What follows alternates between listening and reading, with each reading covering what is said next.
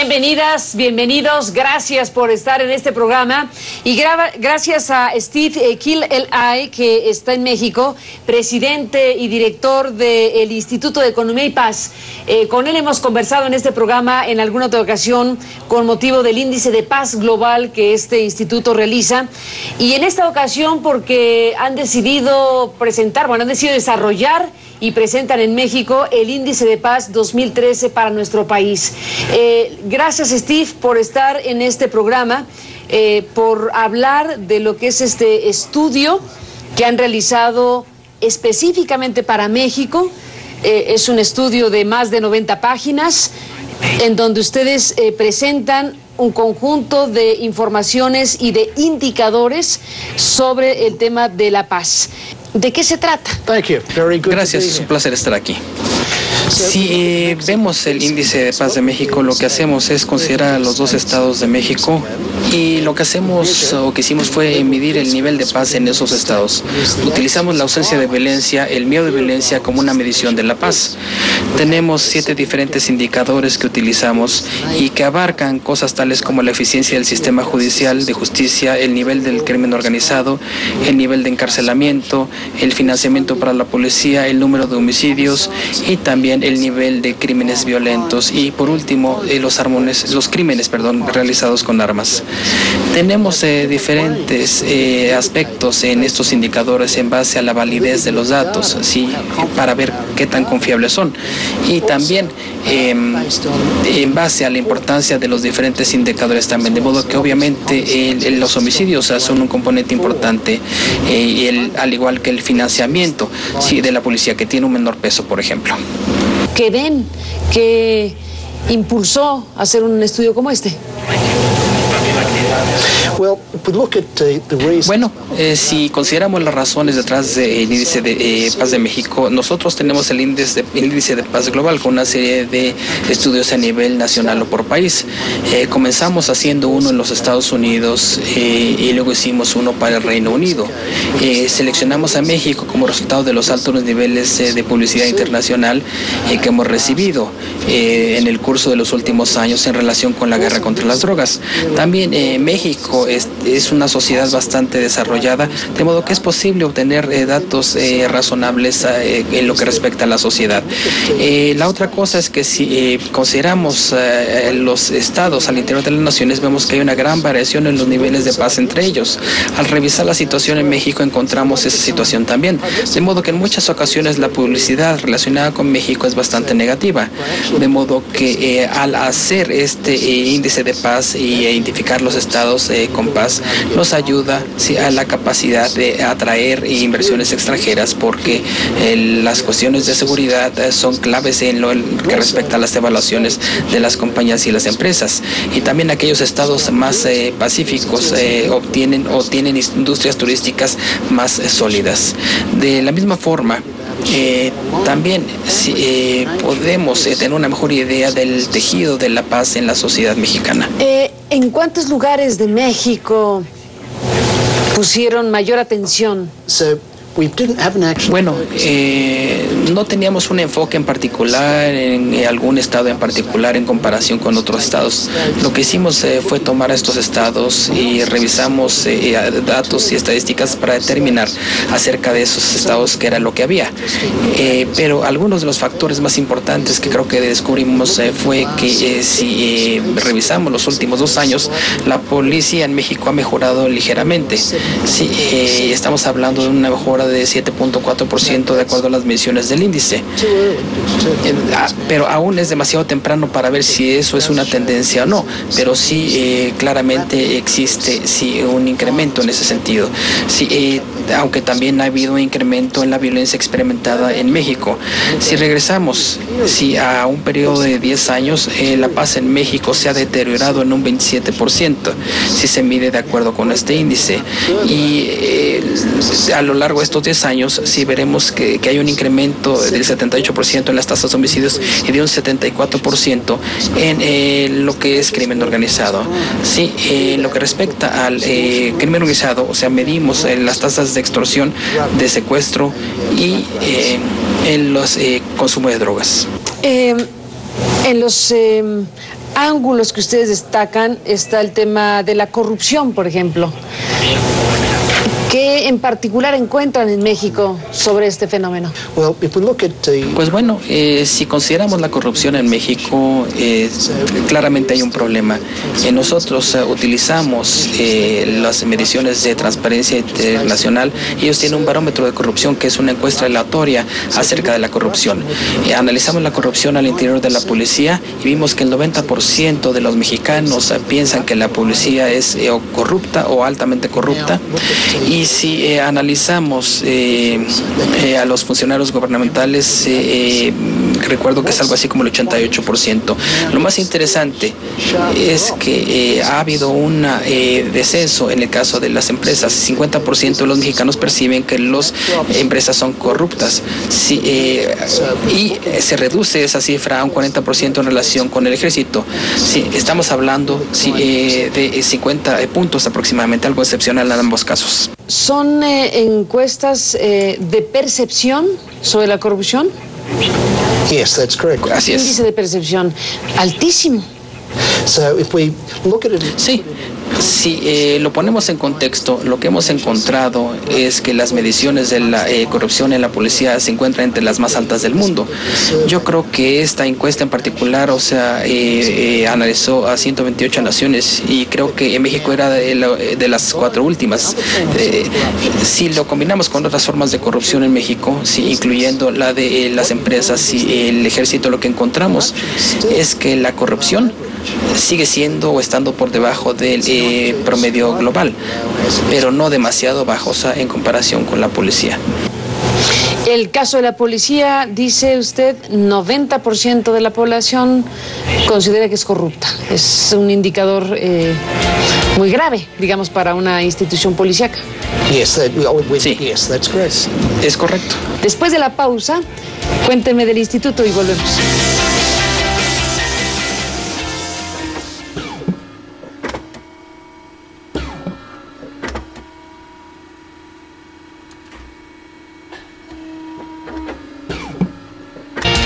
Regresamos, Steve, en esta conversación. Bueno, antes de continuar sobre el contenido de este informe, de este Índice de Paz México 2013, cuénteme, Steve, sobre este Instituto de Economía y Paz. Sure. Okay. Seguro. Pues bueno, el Instituto de Economía y Paz fue fundado para estudiar la intersección entre las empresas, la paz y la economía. Y tiene un énfasis especial en lo que son mediciones, sobre todo en lo que respecta a la paz negativa, que se expresa en la forma de absencia de violencia o miedo a la violencia, pero también la paz positiva, que es la actitud o las sociedades pacíficas. Además de eso, también si le asignamos un valor económico a los cambios en la paz también, porque tenemos una gran relación entre los entornos pacíficos y las empresas competitivas. Importante el tema en un país como México, que ha tenido dificultades para tener crecimientos suficientes. Este mismo año hemos tenido baja de expectativa en nuestro crecimiento económico. Uno podría asociar la realidad del crecimiento económico en México con el conjunto de situaciones que están registradas en este informe, en alguna medida. Sí, la relación que vemos, no voy a comentar en lo que respecta al crecimiento macroeconómico de México. Lo que sí hemos encontrado es que al analizar los 5 estados más pacíficos y vemos su crecimiento económico, vemos que su crecimiento económico es el doble que el de los menos pacíficos. México, en otras palabras, podría reducir o disminuir su nivel de violencia. Sí, en estos otros estados, de tal forma que tuvieran una situación igual a los estados más pacíficos, ¿sí? Y incrementarían su crecimiento en un 2% en el Producto Interno Bruto. Si vemos los ingresos por cápita, también encontramos que los estados más pacíficos tienen ingresos per cápita mucho más altos que aquellos menos pacíficos, ¿sí? Y si lo comparamos, o sea, en un periodo de 10 años, podremos encontrar que los ingresos per cápita se han incrementado sustancialmente en los estados más pacíficos y solo marginalmente en aquellos menos pacíficos. México está ubicado, según el ranking de ustedes, en el lugar 133 de 162 países medidos en estos indicadores de la paz o de paz, que no es para celebrarse, desde luego. 133 es un lugar bastante alejado de nuestros ideales. Yeah, now if we look at Sí, si revisamos nosotros el índice de paz global y la clasificación de México, vemos que al 2007 cayó 45 lugares, sí, sobre todo como resultado de la guerra contra las drogas y una serie de indicadores tales como las muertes provocadas por el conflicto del crimen organizado, el nivel de crimen violento y el número de homicidios. Ahora bien, por otro lado, existen una serie de aspectos positivos que podemos ver claramente aquí. Existe otro concepto que es la paz positiva. Una de las razones por las que el Instituto de Economía y Paz fue creado precisamente es porque tenemos un gran énfasis, sí, y es lo que estamos platicando, tenemos un gran énfasis en los aspectos negativos de la paz, ciertamente, pero también queremos centrarnos en la parte positiva, en los atributos positivos, sí, y para llegar estadísticamente a esas actitudes, estructuras, instituciones que generan paz en la sociedad. Hemos hecho, por lo tanto, una serie de estudios ahora que se basan en conjuntos de datos globales como el índice de paz global para entender cuáles son esos factores o elementos. A eso lo conocemos como paz positiva. Si hablamos del potencial de paz positiva para México, veremos que está muy por encima, o sea, de otros países. México es uno de los países en el mundo que probablemente tiene el mejor potencial de para poder mejorar su paz. Si consideramos las actitudes, instituciones y estructuras que pueden crear la paz en una sociedad, podemos considerar el nivel de capital humano, que en México se encuentra por encima del promedio global. Podemos considerar el entorno de negocios, que se encuentra por encima del promedio en México, y desde el punto de vista de mediciones de distribución equitativa de recursos están por encima del promedio. Y este último aspecto puede sorprender a muchos mexicanos, pero esas mediciones consideran aspectos tales como el empleo juvenil y el valor de la juventud en una sociedad, el índice de desarrollo humano de Naciones Unidas, las tasas de expectativa de vida y las tasas de mortalidad infantil. En ese sentido hay cosas positivas. Si revisamos de nuevo estas actitudes, instituciones, estructuras que dan lugar a la paz, sí, y pasamos al lado negativo, un gobierno con buen funcionamiento, en ese sentido, estamos por debajo del promedio, sí, como resultado del Estado de Derecho o la falta de él. También, si analizamos o consideramos los niveles de corrupción que ya mencionamos, sí, están por encima del promedio global, pero el indicador en el que salen peor es aquel relacionado con el libre flujo de información, sí, que se expresa en la forma de una prensa libre. Si vemos qué es lo que ha provocado esa caída, estamos hablando del número de periodistas que han sido asesinados durante el ejercicio de su profesión en los últimos 5 años. Sí, no recuerdo, creo la cifra exacta, pero creo que son 119 periodistas asesinados desde el 2007. Ustedes estudiaron los estados de la República Mexicana, los diferentes estados del país. ¿Qué destaca de lo que encontraron sobre algunos lugares donde la violencia está más presente que en otros estados como Guerrero, Tamaulipas, en fin? ¿Qué encontraron ahí? Well, one is obviously the economic growth. I think that's probably the most. Un aspecto obviamente es el crecimiento económico, que es el más contundente, pero uno de los problemas con la realización de este estudio tiene que ver con los impactos de la guerra contra las drogas en los indicadores socioeconómicos que típicamente se asocian con la paz. De modo que ahora lo que hicimos fue tratar de considerarlos para ver los efectos de la guerra contra las drogas desde el punto de vista de los indicadores de desarrollo desarrollo social, sí, al 2013, o sea, haciendo un análisis estadístico para ver de qué manera se comparaban, sí, contra aquellos indicadores del 2012, de modo que sabemos que hay cosas que influyen en la paz. Estamos hablando, por ejemplo, los niveles educativos, sobre todo la educación secundaria y preparatoria, sí, la dimensión de la pobreza, sí, que es otro aspecto claro, y los embarazos adolescentes, que son otros factores que creemos que juegan un papel aquí. Pero es sorprendente ver, y vaya, esto no lo había visto en ningún otro estudio realizados hasta ahora, cómo es que la guerra contra las drogas ha distorsionado los factores socioeconómicos normales asociados con la paz. Sencillamente esto sucede porque el negocio de las drogas sigue una serie de actividades, sí, que van en contra de los factores socioeconómicos, sobre todo en los estados fronterizos del norte. Pero si hablamos de regiones al interior de México, necesitamos que las regiones del sur son más pacíficas y las del norte son menos pacíficas. Ha dicho que está asociado el índice de paz con el tema del crecimiento económico, claramente. ¿Cómo se registra en este tipo de estudios el tipo de crecimiento que aporta, entre comillas, la propia actividad criminal? Los recursos generados y la riqueza criminal generada en países como México, ¿cómo quedan manifestados en este tipo de estudios? En realidad no tomamos en consideración la riqueza derivada del crimen. Lo que sí hacemos es tratar de tomar en consideración el costo de la violencia, sí, que consta de tres componentes diferentes. El primer componente tiene que ver con el costo directo de la violencia para la economía. El segundo, y a propósito, y esto incluye, o sea, costos de encarcelamiento del sistema judicial, de la policía, etcétera. La segunda área en la que nos fijamos son los costos indirectos.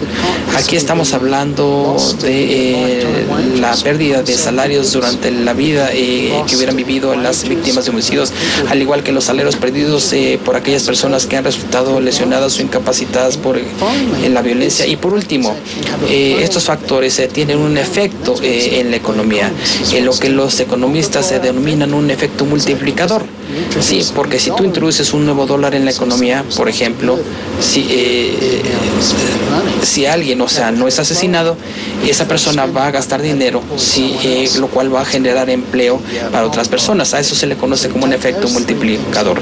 Tomamos en consideración estas tres cosas. Ahora bien, en muchos estudios en México no existen muchos datos acerca de los costos reales de la violencia o de los homicidios, pero si volteamos a los Estados Unidos existen estudios excelentes ahí acerca del costo de la violencia y el costo de los homicidios, y para extrapolarlos al contexto mexicano lo que hicimos fue multiplicarlos por el diferencial entre el ingreso per cápita para México y el ingreso per cápita de los Estados Unidos, sí, con un factor de escalamiento para volverlo pertinente al país de México. Obviamente, si hubiera estudios en México acerca de los costos indirectos en México de la violencia sería mucho mejor. Steve, déjeme hacer una pausa en esta conversación y volvemos en la parte final.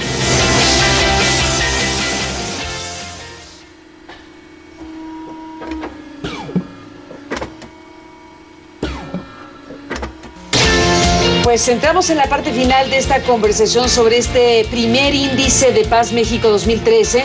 Es la primera vez que este Instituto Mundial, este Instituto de Economía y Paz, decide hacer este estudio sobre México con estas características que hemos estado conversando con Steve. Se terminó el tiempo de la conversación, nos quedan 2 minutos. Steve, ¿cómo cerraría? ¿Cuál es el principal mensaje que para México ustedes dejan con este estudio? Yo creo que podría resumirlo claramente. Si desde el punto de vista negativo, o sea, ahí tenemos la corrupción en la policía, lo hemos abordado propiamente, pero si vemos, por ejemplo, el hacinamiento en las cárceles, también ese es otro problema. Es difícil encerrar a todas estas personas si no hay suficientes prisiones.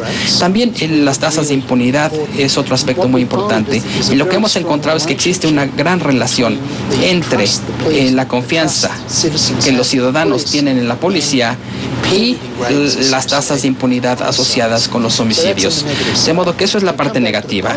Regresando al lado positivo, México tiene mucho a su favor. Si vemos el paz en México, vemos buenos resultados. A lo que voy es que con el enfoque o el abordaje adecuado, México debería poder de manera sustancial mejorar sus niveles de paz. Si consideramos el periodo del inicio de la guerra contra las drogas hasta acá, ha bajado 45 lugares México en el índice global. Sí, pero es probable que haya cierta estabilidad que se ha alcanzado en México, y si se alcanza más, habrá espacio para mejorar. Bueno, los claroscuros de un país y el análisis y el registro que se puede hacer a través de este estudio. Steve, gracias por estar en este programa y conversar con nosotros. Sé que tienen proyectos para hacer otros estudios como este en otros lugares del mundo. Cuénteme de los proyectos en el futuro. Definitivamente sí. Nosotros producimos muchos índices. También estamos participando en una serie de diálogos internacionales acerca de paz, por ejemplo, en relación con los objetivos de desarrollo del milenio o la agenda post 2015. Estamos trabajando en la métrica que estará utilizando Naciones Unidas para poder medir la paz y determinar el éxito en ese sentido. Trabajamos con la OCDE en el proceso de desarrollo de mediciones acerca de estados frágiles. También hacemos mucho trabajo de asesoría con el índice de juventud, por ejemplo, en el Reino Unido con organizaciones. Estamos planeando uno sobre Medio Oriente. Estamos considerando la posibilidad de un índice de paz de Medio Oriente con la posibilidad de incluir a diferentes naciones, analizando las actitudes, instituciones y las estructuras que generan la paz ahí.